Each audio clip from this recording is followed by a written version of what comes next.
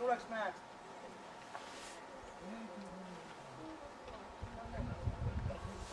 Kävelet kohtuutaan haalariin, haalarista ylös.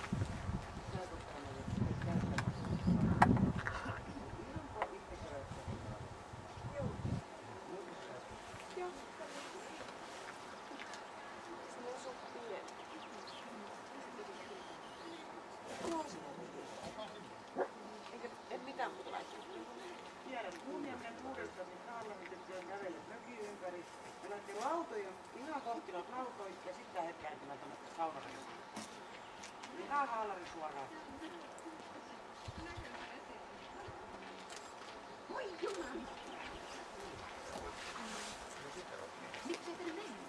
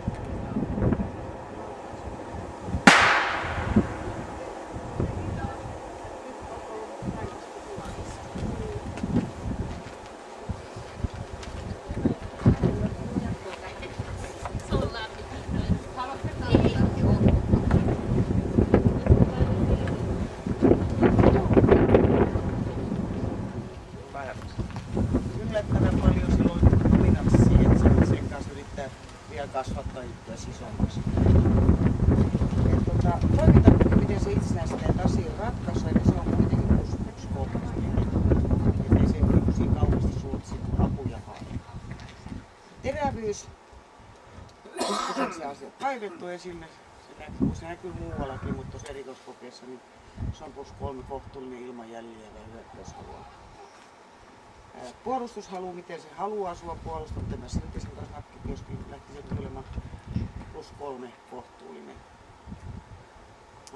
Taisteluhalu, vaikkei se niinkään siitä sosiaalisesta leikistä nauttinut, mutta se taisteli pelkkaa vastaan.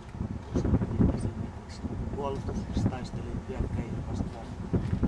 Eli sitä on kuitenkin se pieni verran.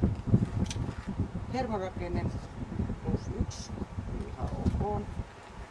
Ja temperamentti, se on tämän koiran hyvä puoli, se on niin sanotusti rehellisen vilkas koira. Ja kovuus, se on kuitenkin hieman pehmeä, vaikka se sen dominanssin kanssa just yrittää sitä niin peitellä, mutta se näkyy sitten kuitenkin ääretulaisissa osioissa.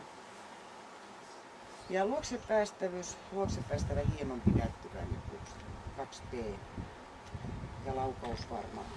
Pluspisteen 139 ja 10 miinus tulee tuolta taistelutahdosta, loppupisteet 129.